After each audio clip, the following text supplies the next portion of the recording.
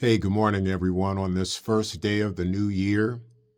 And I thought I'd take the time to go over the things that I have on this kit. There's been questions asked online, so we're going to go from left to right on this kit. What you see on it, from cymbals to drums, the whole thing. So let's start with the drums first, because there's some different stuff going on here. So to my far left, we have a 6.5 by 14 Steve Ferroni snare when he was with Pearl. This drum is no longer in production, but it's a great sounding drum.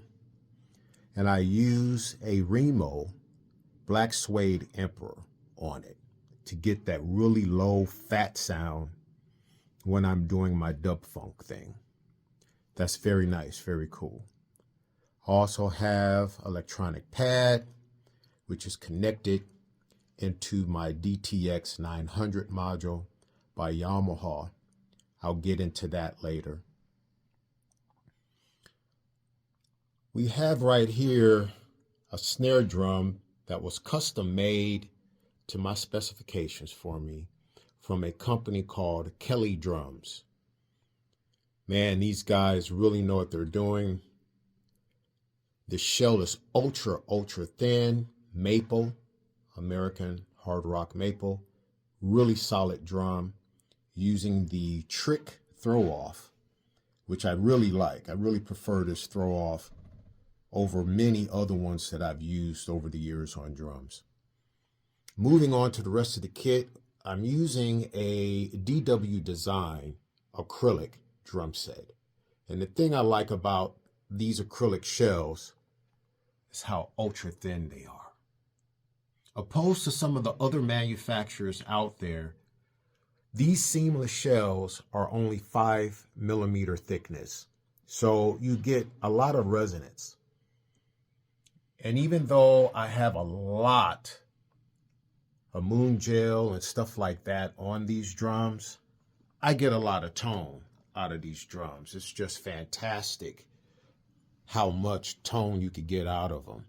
So I use this type of material here more for helping focus the drums and the tone than trying to kill the tone in the drum. For example,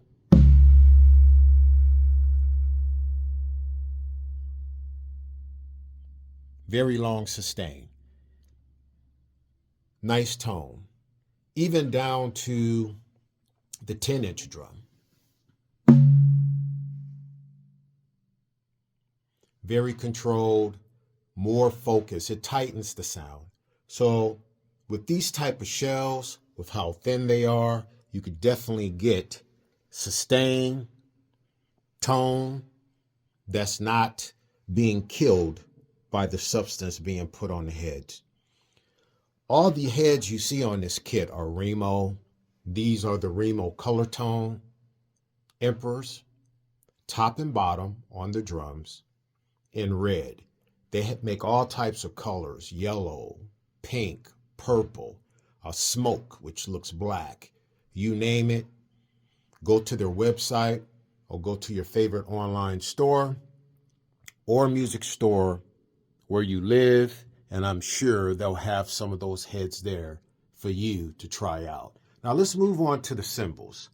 I did a video last year on my hi-hats here, the Mino Equilibrium hats. The thing that's different that I've done now is I've done even more modification. I have on the bottom now, because I wanted to hear more of a crunch, more of that crispy type of thing. That's what I'm really into with hi-hats. I'm not so much into the traditional sound of hi-hats right now, but you never know. I may convert back.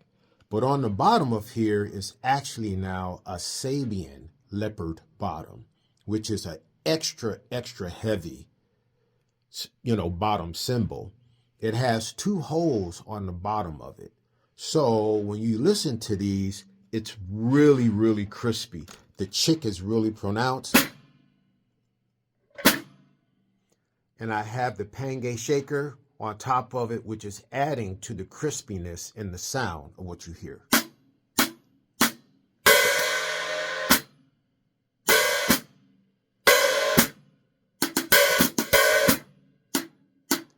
And a really tight sound there. Just really crispy, crunchy, almost distorted. I really like that. So, a new addition to my cymbal family. I got this for my birthday. I really like this crash cymbal. This is an 18-inch Byzance thin crash. Digging it. Just really like it.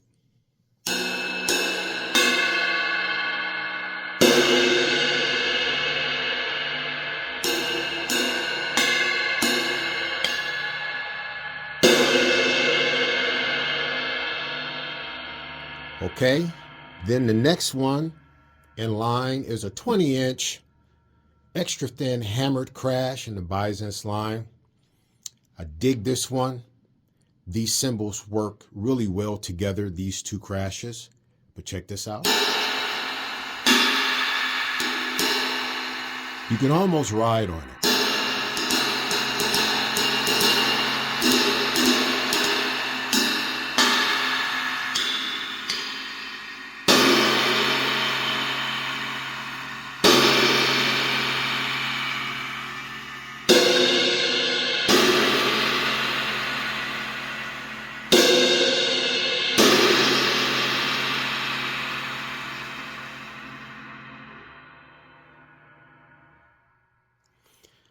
Okay, so down here, this is something that was made for me special by Sabian. It's some 10-inch hi-hats. And what's special about them is it's a HH hammered top with a William Calhoun alien disc bottom, which has rivets on the bottom. And then I put a Mino ching ring on top, and we get this. Sounds electronic. I wanted something when doing trap beats or hip hop beats, rap beats, that type of thing.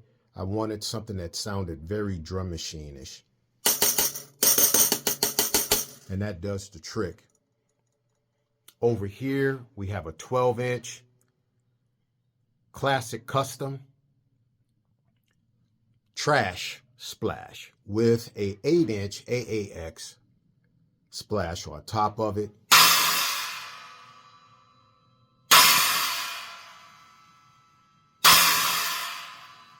Very cool.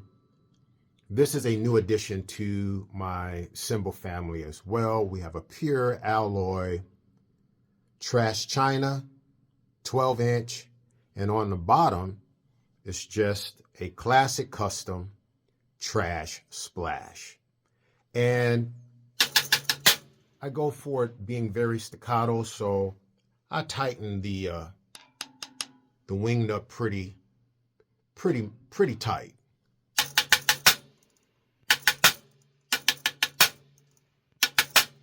Okay, so that's that. Let's move on to the ride cymbal. Now right here, I put the classic custom dark 22-inch crash ride back up on the set, and I have these juice bells on them. Again, sometimes I'm not into tradition and regular sounding stuff, so this does the trick as far as doing something different.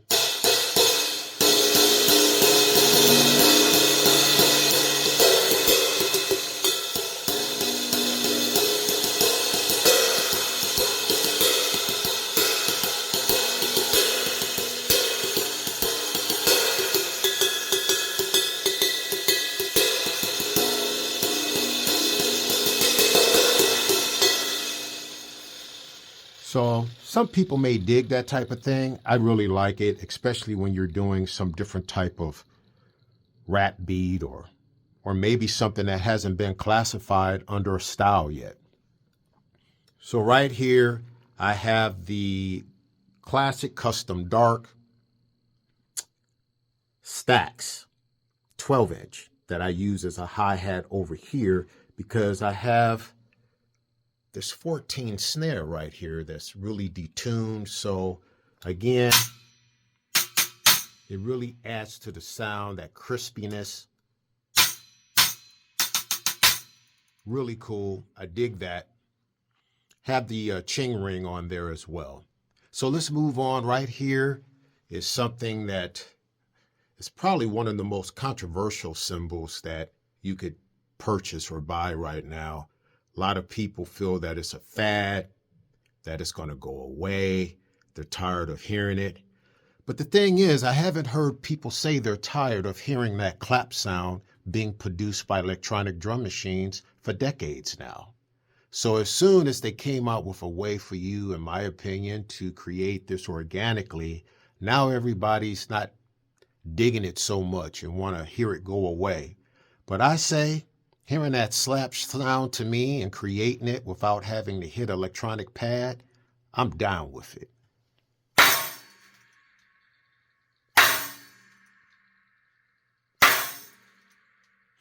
Now, this is a 16 with an 8. Most people go 16, 14, but I went with the 16 and the 8, and I put a snare ching ring, all by Mino, on top of it. So let's move on. The last two cymbals. Right here is a stack that I made. It starts with a classic custom dark, trash china, which has the holes in it. And then on top of it, a Byzance dual trash crash, 18-inch. So this makes a unique sound. I really dig this too.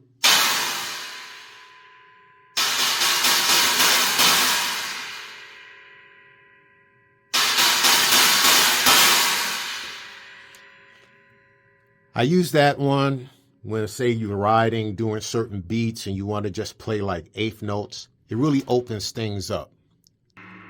This right here is a 20-inch Byzance extra dry thin crash. Very nice cymbal, very dark sounding.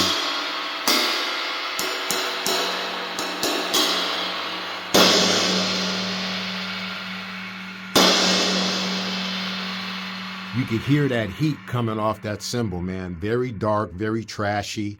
That's why I call it dragon breath. Because when I hit it, it makes me do a stank face. So that's the drums. That's what I've got going on in here. Again, the DW design acrylic shells with the 5mm thickness. Kelly drum snare, a 5.5 by 14.